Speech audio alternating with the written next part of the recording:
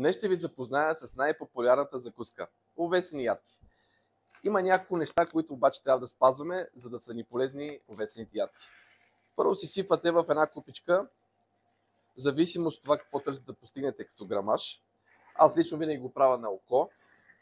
След това си доливам вода, аз винаги си ги правя с вода и ги оставям да престоят 30 минути.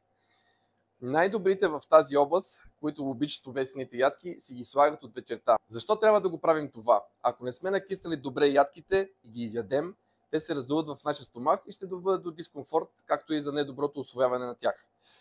Аз лично си добавям винаги, след като са добре раздути, една лъжица мед.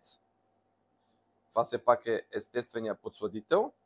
И ги изчаквам хубаво така да се раздуят, като си го разбърквам добре. Другия вариант е, когато покачате мускулна маса, може спокойно да сложите и една доза протеин.